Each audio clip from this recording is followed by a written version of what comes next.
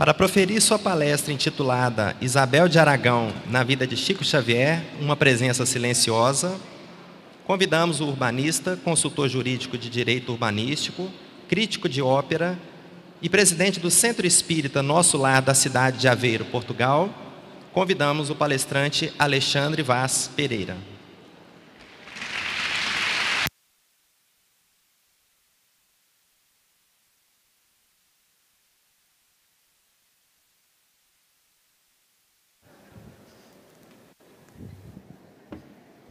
Opa.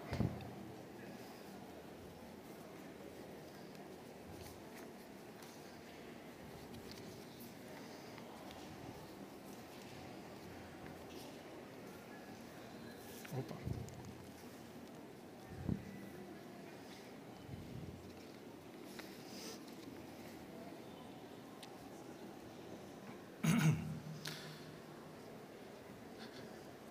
Queridos irmãos espíritas, querida Dona Célia Diniz, dirigentes espíritas, amigos, permitam que as minhas palavras iniciais sejam de profunda gratidão pela oportunidade de estarmos aqui com os corações afetuosos das terras de Vera Cruz.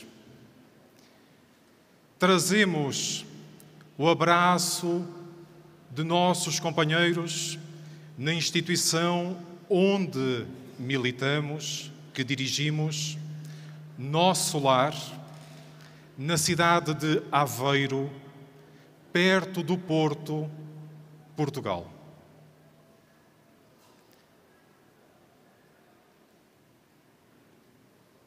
Os séculos iniciais do cristianismo foram recheados de precalços, situações inusitadas, inesperadas. Depois do rasto de luz que o mestre Galileu deixou sobre a crosta, a vaidade humana, tomada de orgulho nas igrejas nascentes, foi ao longo do tempo deturpando aquele sentimento de que se vestiram os primeiros cristãos. Aquele sentimento de pulcritude, como diz Joana de Ângeles. No entanto, no início daquele século XII, a Europa passa a ser visitada por espíritos diferenciados, que começam a vestir o corpo carnal e sentem um profundo desapego dos bens materiais. É nesse contexto que em Lyon, na França, em 1187, um homem que era um ilustre mercador, rico, cheio de posses, ao tomar contacto com o Evangelho de redenção, no momento de dificuldade moral, se enche de ternura pelo meigo nazareno. Ato contínuo, se despe de todos os bens, reparte pelos mais pobres, os desafortunados. E esse homem, de seu nome Pierre, rapidamente vai abraçar corações que lhe se vão irmanar no mesmo sentimento. Pede que traduzam o Evangelho para a língua corrente e vai para a praça pública fazer pregações. Esse movimento que ficaria para a história como os Valdinos de Pierre Valois entrou em choque com a Igreja Católica, que rapidamente tentou excomungá-los. Mas diz o Emmanuel, a caminho da luz, que as sementes da Boa Nova estavam lançados. E desta vez com uma peculiaridade. Vinha de indivíduos que não estavam dentro do contexto religioso. Indivíduos do povo, simples, alguns ricos e que momentaneamente se desfizeram dos seus bens e adotaram uma posição próxima àquela do cristianismo primitivo. Nesses dias, na região da Úmbria, diz o Espírito Emmanuel, Úmbria desolada, numa pequenina localidade, num planalto na zona central da Península Itálica, aparece fulgurante de luz. Refiro-me a Francisco de Assis, o santo mais adorado do cristianismo e que vem apresentar um desapego imenso e colocar a tónica no amor, na docilidade, na simplicidade, na humildade. Humildade aqui entendida na sua expressão mais correta.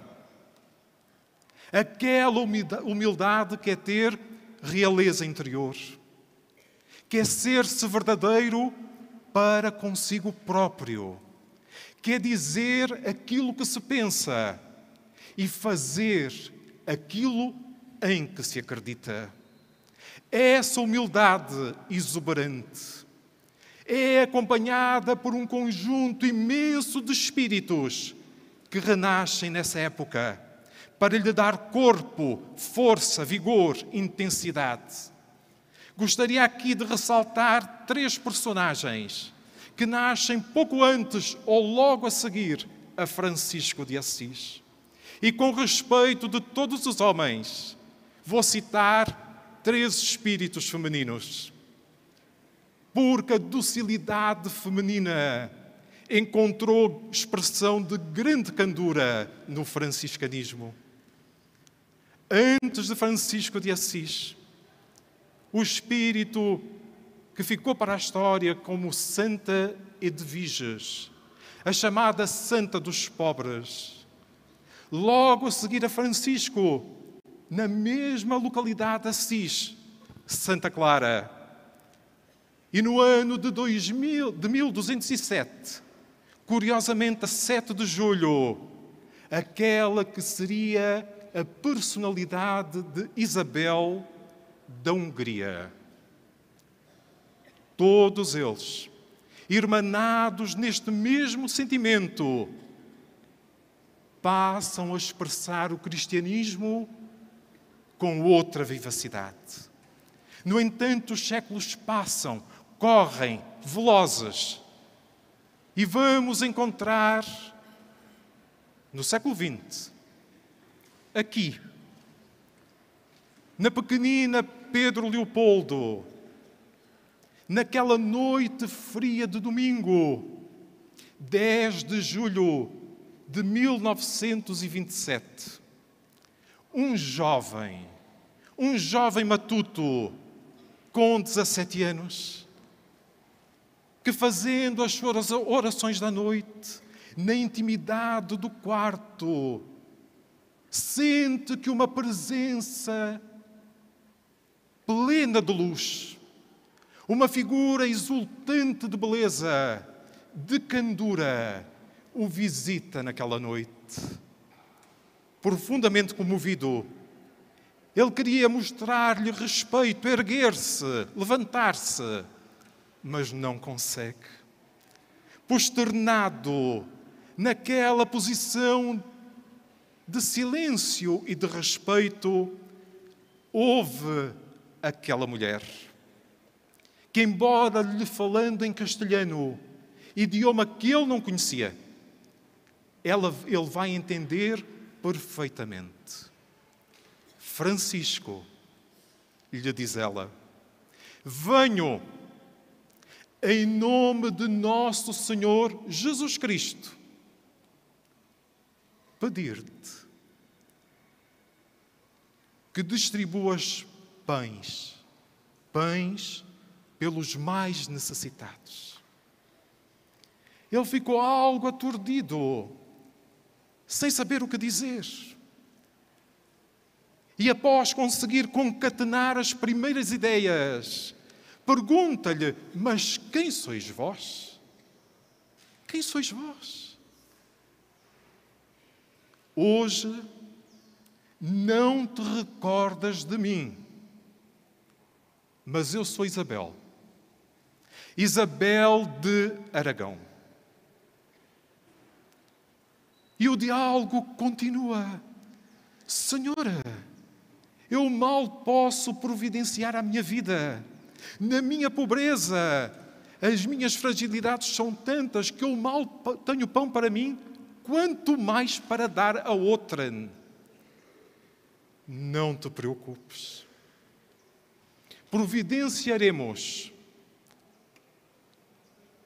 Mas mais te peço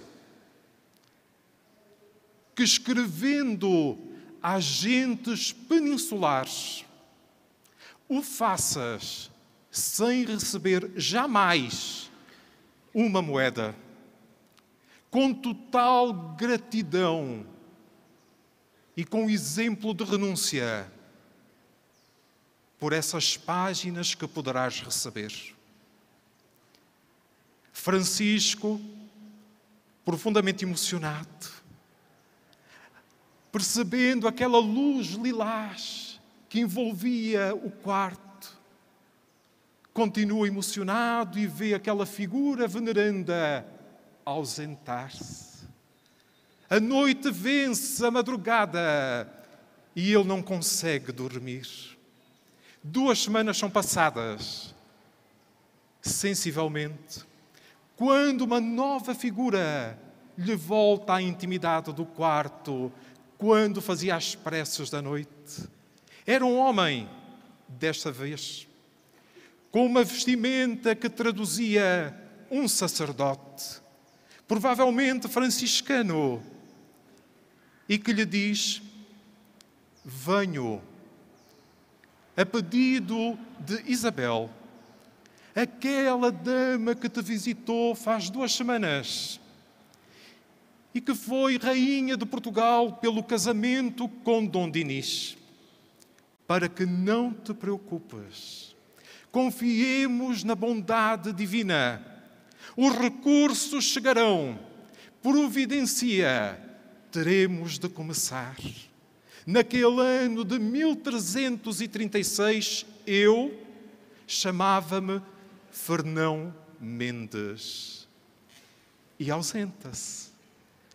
Diz o Chico, no sábado imediato, acompanhado da irmã Luísa, iniciaram o trabalho da doação de pães, os primeiros 8 pães.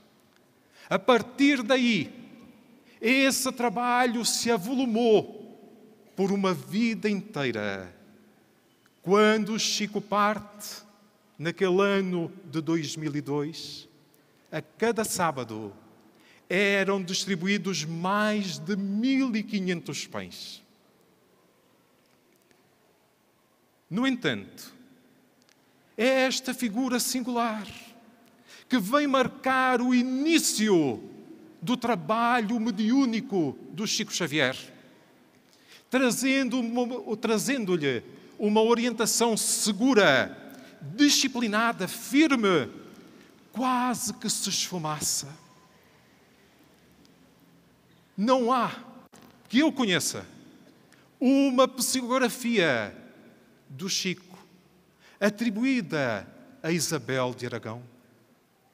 Curiosamente, no ano de 1943, quando Emmanuel põe o ponto final no preâmbulo do livro Nosso Lar, vai aparecer a figura exultante da ministra veneranda, que todos conhecem.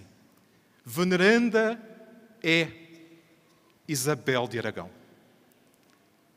Ministra incomparável de beleza.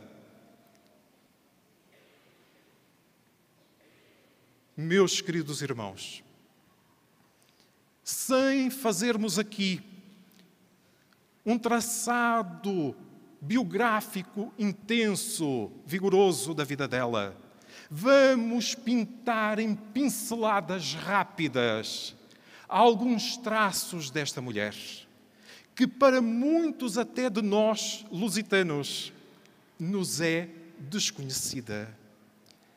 Alguns dos estudiosos mais recentes, Joana Ramoa, uma grande historiadora, vem nos dizer que provavelmente, porque não há uma certeza absoluta, ela terá nascido em 1271, em Saragossa, perto de Barcelona. Naquele tempo, a corte de Saragossa era uma corte culta. Esta mulher, apesar de ser a condição de mulher, foi ensinada, como todos os homens, a ler, a escrever, a dominar o latim para poder ler a Bíblia, o catalão, sabia contar, para além de todos os mistérios que eram atribuídos a uma mulher, de saber cantar, saber bordar.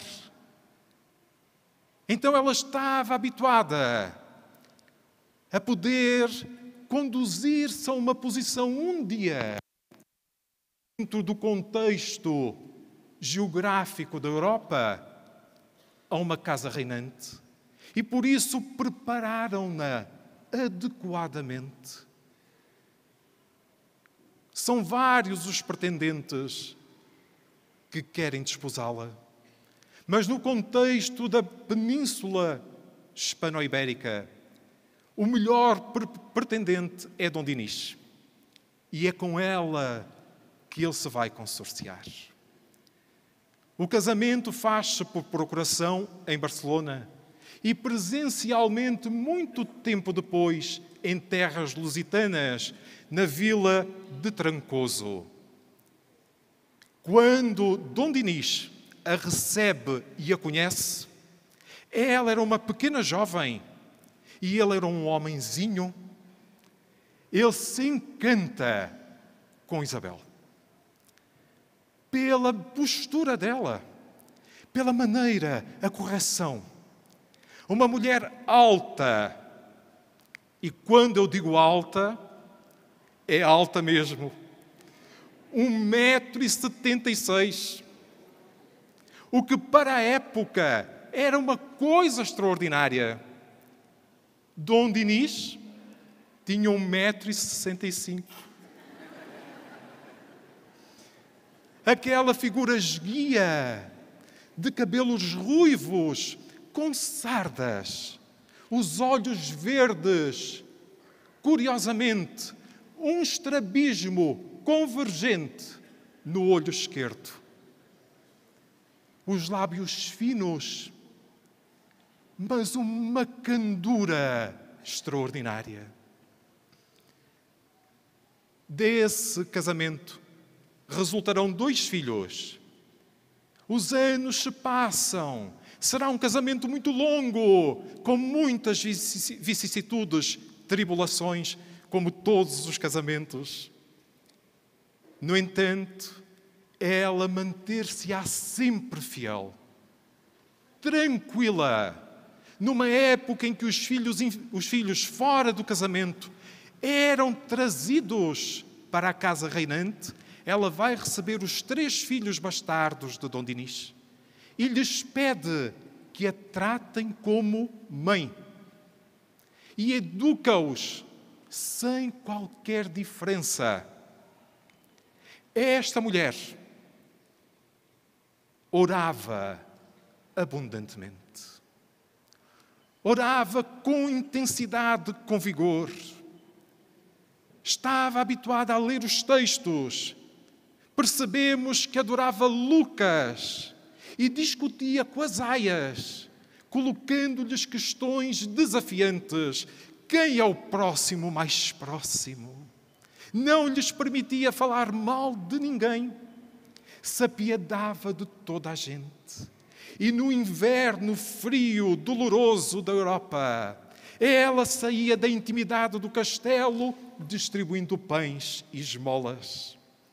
Não permitia que o povo passasse fome.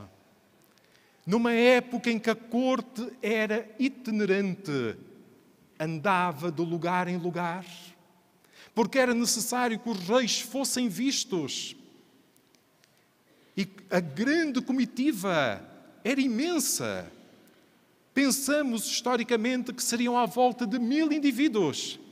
Ela não permitia que as povoações onde se demorassem fossem aumentadas nos seus impostos para custear as despesas da sua permanência. Tudo era pago com o tesouro da corte. Vemos então aqui uma personalidade arrebatadora, extraordinária. Ela se doava em todos os sentidos. E ela impregnou o Chico desse valor. Ontem aqui, quantos casos nós ouvimos? Quantos outros todos nós conhecemos em que o Chico se doou integralmente e de uma forma que nós não conseguimos sequer conceber, porque não amamos com aquela intensidade. Chico bebeu isso também nos exemplos, naturalmente, do Evangelho. Mas eu me questiono, não terá sido ele impulsionado, inspirado pela figura sempre presente no silêncio de Isabel de Aragão? Naturalmente. Quantos aqui recordarão, felizes que vocês são, que viram isto? O perfume a rosas que exalava quando estavam na presença do Chico. Quantos lhe levavam lenços para que os lenços ficassem inundados daqueles vapores e se emocionavam. Permitam-me que eu vos conte uma história que eu acho fantástica. Dessas muitas histórias do Chico, uma vez, uma das suas cunhadas, Dona Maria Pena, que era viúva de um dos irmãos do Chico que já havia partido, Raimundo, diz ao Chico: Chico, eu não compreendo. Eu estou agastada contigo. Como é que tu dás e tu nunca recebes nada? Não pode ser. Isso não pode continuar. E o Chico terá esboçado aquele sorriso, imagino eu, e lhe disse com tranquilidade: oh, mas há tanta alegria em nós nos doarmos. É tão bom dar com a mão direita sem que a esquerda o saiba. E quem dá permanece no bem, fica no bem e naturalmente receberá o bem. E ela lança-lhe um desafio acutilante. Olha, vamos experimentar. Eu tenho aqui 2 chuchus. Se alguém aparecer, eu vou dar. E eu quero ver se eu recebo mais 2 no regresso. Mal ela acabara de falar, uma vizinha, nas traseiras da casa, pelo muro esquerdo, se aproxima e diz: Dona Maria, não tem aí 2 chuchus? Ela agarra, entrega, faça um bom guisado e olha para o Chico. Ato quase contínuo, do lado direito no muro. A outra vizinha vem e diz: Dona Maria, tenho aqui 4 chuchus. Ela ficou perplexa. Agarrou nos 4 chuchus, olhou o Chico. Agora a vizinha do fundo vem no muro: Dona Maria, estou com um problema. Não tenho chuchus. Ela agarra dá os 4 chuchus. A vizinha do outro lado da rua, na frente da casa, bate na porta e diz: Dona Maria, lembrei-me de si e trago-lhe 8 chuchus. Era demais. Ela olha o Chico e diz: Chico, nossa, o que é isto? Se aparecer alguém, eu vou dar os 8 chuchus. Eu só quero ver se aparece alguém para dar 16. Passa uma pessoa pobre, uma amiga. Fazia tempo que não ia por ali.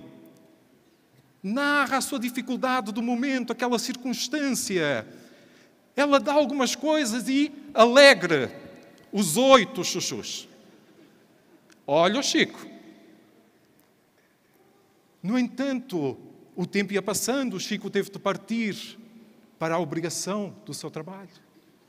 A tarde se venceu, ele retorna nas 18 horas, sensivelmente, final da tarde. E nada tinha acontecido. Ela olhou com aquele olhar e o Chico sorriu. Por volta das 20 horas, estavam todos amenamente na casa, quando batem na porta e um homem que de vez em quando passava por ali e ela sempre dava um prato de comida que vinha da roça, deixa um saco preto na porta. Ela sente o coração descompensar. Fica aflita. Ela agarra, abre, olha e vê chuchus. Agarra no saco, põe em cima da mesa e começa a contar. Pasmem. 64. 8 vezes 8. 8 vezes mais. Nesse momento, ela olhou o Chico e disse: Chico, eu já compreendi. Eu já aprendi. Eu não preciso que me digas nada. Eu já percebi o valor da doação. A este momento eu pedi à Dona Célia que viesse cá em cima. Porque o nosso sentimento de estarmos aqui hoje é um sentimento profundo de gratidão. E aqui, na vossa presença, como testemunhas desta nossa passagem por esta terra que eu amo, pelo Centro Luís Gonzaga, que eu tive a oportunidade de conhecer o ano passado, pela Dona Célia Diniz, com quem temos desenvolvido grande amizade, permitam-me deixar para a recordação futura deste centro o quadro de Isabel de Aragão. Muito obrigada. Com a nossa gratidão. Posso contar como é que eu te conheci? Sim. Que ano que foi aquilo? 2007. Só um momento, só um momento. Não vai. Dona Célia, não vai embora. Nós somos assim. Quando nós damos, também não damos só uma. Damos mais. Este quadro, curiosamente, encontrei-o em Berlim. Não na Ilha dos Museus, para quem for a Berlim, não. No museu que está mais no centro da cidade, aquele que corresponde à vossa Pinacoteca de São Paulo. Estava passeando no museu, quando inesperadamente os olhos batem de frente e uma pequena tábua de madeira, pequena, e o quadro exuberante de Isabel de Aragão. Como o Centro Luís Gonzaga é um fiel depositário de obras, nós, os irmãos do nosso lar, não sou eu, Os irmãos do nosso lar, temos a alegria de ofertar ao Centro Luís Gonzaga, na pessoa da Dona Célia, uma obra hoje rara, uma obra do Dr. José Crespo, Santa Isabel, na vida e na morte, para que todos aqueles que sejam estudiosos, que se interessem, possam, a partir de hoje, mais próximo, ter um acervo de qualidade e tenham o ensejo de estudar e de conhecer esta figura veneranda. Muito obrigada. Espera aí que nós vamos pousar para a Oi? posteridade. Espera aí. Tá.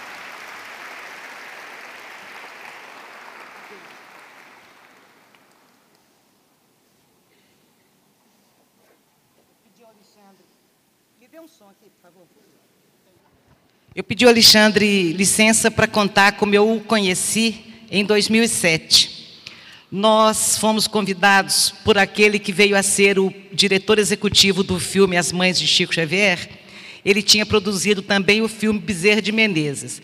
E teria uma avant-première do Bezerra de Menezes na Embaixada de Lisboa, na Embaixada do Brasil em Portugal. E lá fomos nós. E nessa viagem, eu não sei como, eu fui convidada para falar na cidade de Aveiro, no centro que o Alexandre preside.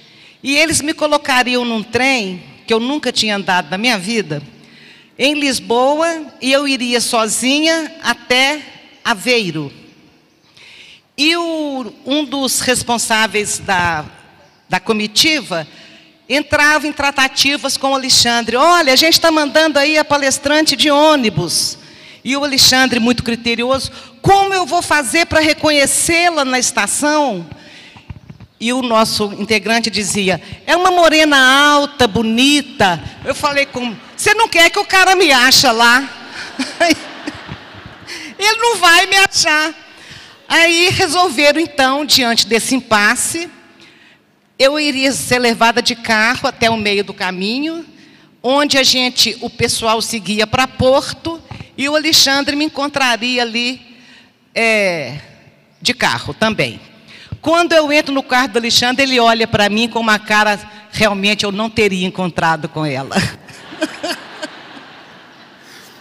Não, de forma alguma. De forma alguma. Alexandre, agradecemos em nome do Centro Espírita Luís Gonzaga, essas relíquias que você nos trouxe. Leva o nosso abraço de profunda gratidão aos amigos do nosso lar de Aveiro. Muito obrigada.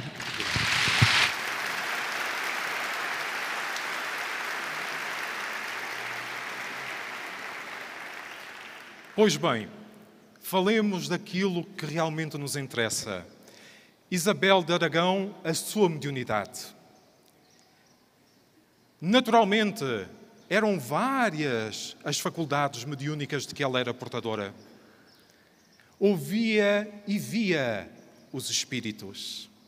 E quando estava no oratório, orando, lhe apareciam duas figuras venerandas que a orientavam. Os queridos amigos talvez saibam que uma dessas figuras era Santo Agostinho de Hipona,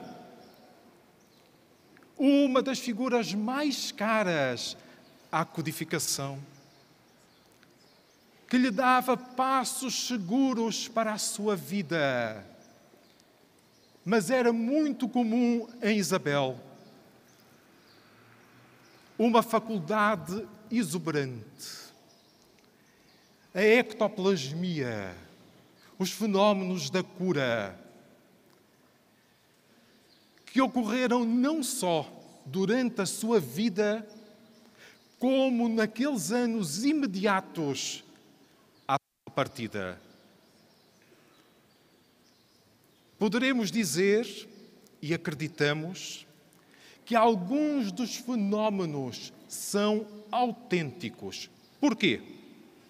Porque quando alguém queria fazer fé que um determinado fenómeno tinha ocorrido, ia junto do tabelião, o notário, e lavrava um auto com testemunhas oculares daquela ocorrência. Isto para quê? Para que mais tarde não viesse alguém e dissesse: não, isso não aconteceu. Seria muito deselegante narrarmos aqui muitos casos.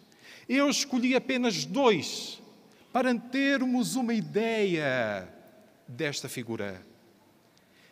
Uma sexta-feira santa na cidade de Santarém, norte de Lisboa. A rainha mandou que chamassem os leprosos. Naquela cidade, a família régia tinha aberto um local para os receber. E ela pediu que, com alguma descrição, os trouxessem na Sexta-feira Santa, para que ela pudesse beneficiá-los com pães, com esmolas, com roupas novas, e pudessem ter ali um momento de confraternização. Todavia, quando eles partem, um dos homens se demora, talvez porque tivesse alguma dificuldade motora, e se perde do grupo que cada vez se vai distanciando mais. Quando é surpreendido por um dos guardas do palácio, que não sabia que aquele repasto havia ocorrido, e de ato contínuo lhe dá algumas vergastadas com muita violência e lhe abre uma ferida vigorosa à altura da testa. Uma das aias da rainha corre e conta-lhe o sucedido. Ela pede que tragam um homem e ela própria agarra num ovo, separa a clara da gema, faz um emplastro, aplica um emplastro, cuida dele com ternura e ele segue. 2 dias após, ela pede: tentem saber como ele está. Quando a aia, Urraca Vasques, vê o homem, ela se surpreende. A ferida, muito intensa e vigorosa, estava completamente cicatrizada.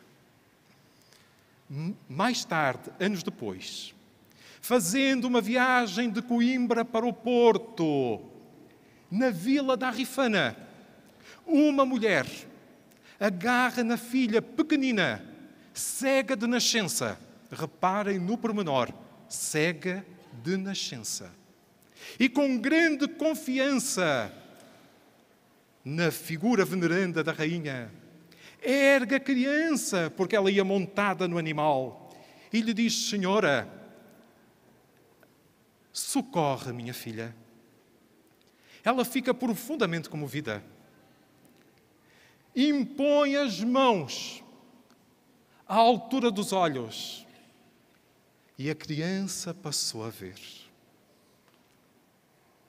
Rapidamente, ela pede que beneficiem a mãe e filha com roupas, esmolas, e faz com que toda a comitiva que observou a cena jure que não a vai divulgar, que silencia naquele momento. Era assim Isabel de Aragão. Uma mulher exuberante na sua eloquência de todos os dias. Quando, naquele ano de 1336, já provavelmente com 65 anos de idade, ao saber de mais uma rixa na própria família, é ela que, no decurso daqueles mais de 40 anos de casamento, sempre lutou para que houvesse estabilidade familiar. Entre pai e filho, sempre manteve diálogo com os irmãos do outro lado da península, escrevendo, recebendo notícias, apaziguando o reino com o Papa, redigindo ela própria, pelo próprio punho, cartas à Santa Sé. Ela sai de Coimbra no calor do verão, dirigida a Estremoz, na fronteira com a Espanha, no Alentejo, a fim de apaziguar dois corações que se preparavam para entrar em guerra. Ao chegar, ela está exausta. Recolhe-se ao leito, naquele dia 1 de junho de 1336. Hoje é 1 de junho. De julho, 1 de julho. E todos percebem que não se trata de uma simples fragilidade. Algo muito grave está a acontecer. Os dias se precipitam e na noite de 4 de julho, suavemente, ela deixa o corpo. Tranquila. A corte fica aflita. O que é que vamos fazer agora? Porque ninguém contava com aquela circunstância. Mas o filho diz, não, minha mãe quer ser sepultada em Coimbra. É para Coimbra que ela vai. Preparam o corpo. Não há tempo para tratar com o desvelo necessário. Lavar. Pôr uma veste de Clarissa. Embrulhar em lençóis, mantas. O ataúde de madeira com uma pele de animal.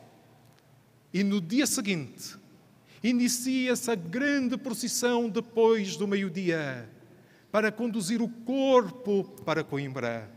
É uma viagem de 1 semana.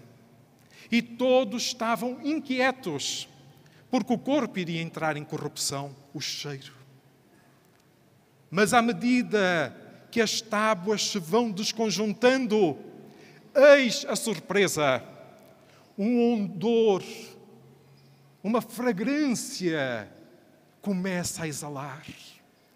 Um perfume vigoroso brota. É um cheiro a rosas. O corpo chega a Coimbra e todos presenciam essa ocorrência, ao ponto dela ser lavrada por ordem do bispo de Lamego, testamenteiro e confessor dela, para que ninguém duvidasse a posteriori do facto que muitos indivíduos, várias dezenas, se não centenas, foram testemunhas naquele dia. Oh, meus queridos irmãos, não é isto extraordinário? Observamos em Isabel algo de incomparável, esse cumprimento do dever. Quando tomamos do Evangelho segundo o Espiritismo, no capítulo 17, no item 7, nós lemos: o dever cresce e irradia sob mais elevada forma em cada um dos estágios superiores da humanidade. Jamais cessa a obrigação moral da criatura para com Deus. Jamais cessa. Essa obrigação está patente em Isabel, está patente em Chico. Por isso é que eles se alçaram a uma condição diferenciada. E os olhamos e pensamos, o que nos falta? Quão grande é o desterro entre nós e eles? A boa vontade, a firmeza de caráter, a oração contínua, é essa firmeza interior. Isabel, no mundo espiritual, continua hoje trabalhando. Ontem ficámos surpreendidos quando soubemos da palestra sobre o suicídio. Não existem coincidências. Isabel, todas as noites madrugadas, de segunda para terça-feira, já na madrugada, naquele início de terça-feira, entre a 1 e as 3 da manhã, convoca espíritos desabandegados, lúcidos, se reúnem. Ela dirige algumas palavras, vem com a tiara. E depois de orientar, lhes diz: vamos às regiões umbralinas, socorrer os suicidas, os homicidas, os materialistas de todo o país. E ela vai na frente. Aquela fila indiana, seguindo-lhe as pegadas, por causa do peso específico dos corpos que vêm atrás, a fim de que não se deixem inundar pelo pântano. Os tarefeiros lançam as redes, aquela rede que abre e, ao cair, ilumina o pântano. Os espíritos se agarram, mas aqueles que querem apenas fugir, a rede abre. Aqueles que já estão vinculados com um propósito diferente são retirados e são levados para muitas instituições por ela orientadas. Diz Divaldo Pereira Franco que nas vossas terras 100 instituições, 100, são por ela orientadas. Em Portugal, 84. Então é um trabalho exuberante de grandeza. Meus queridos amigos, quase fechando este nosso encontro, aprendi com um antigo reitor da Universidade de Lisboa algo que eu gostaria de vos deixar. Olhando o Tratado da Gratidão, ele diz: existem 3 níveis de gratidão, um nível superficial, um nível intermédio e um nível bem mais profundo da gratidão. Esse nível bem mais profundo, diz o nosso ilustre reitor, está exemplificado nesta palavra sublime, obrigado. Que quer dizer, eu me sinto obrigado para convosco. Eu sou devedor a partir de agora de todos vós. É esse sentimento que nos deve unir. Seremos conhecidos por muito nos amarmos e estimarmos. Não é essa a proposta. Mas é necessário que cada um quebre o silêncio, saia do movimento egóico de pensar no seu umbigo e aprendermos a amar em profusão. Então, permitam-me, apesar da pobreza das minhas palavras, nessa homenagem muito sentida a Isabel, a Chico, declamar uma dessas poesias extraordinárias que o Chico psicografou e que se encontra numa obra notável, a Antologia dos Imortais, assinada por José Silvério Horta. Louvado sejas, Senhor, na glória do lar celeste, pelos bens que nos trouxeste no Evangelho da nossa redenção, na tarefa renovada que o teu olhar nos consente, de espírito reverente, nós rogamos pelo teu amor. Pobres cegos, que desde há milénios fugimos da luz, a qual nos elevas. Hoje, porém, Senhor, a nossa oração rompe as trevas. Escuta-nos e, se possível, vem retificar-nos o passo para a estrada corrigida, sustentando-nos a vida na força do eterno bem. Dá-nos, Senhor, tua bênção, bênção que nos conforta, bênção que nos levanta, para que a tua doutrina santa, esse imbatível Consolador, vibre pura, viva dentro de nós. Faze, Senhor, com que nós todos, nessa caminhada incessante, a cada dia, a cada instante, possamos ouvir-te a voz.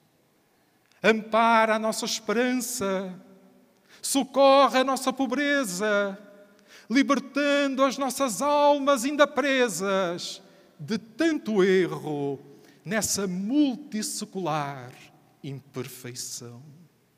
Mestre excelso, Senhor da verdade, ensina-nos a guardar-te com unção, com devoção e com inexcedível gratidão. Na intimidade singela, não obstante sincera, em que se converte diante de ti o nosso coração. Muito obrigado, Senhor da vida, pelo teu amor. Muito obrigado, Senhora, pela vossa devoção, pela vossa ternura. Muito obrigado, meus irmãos.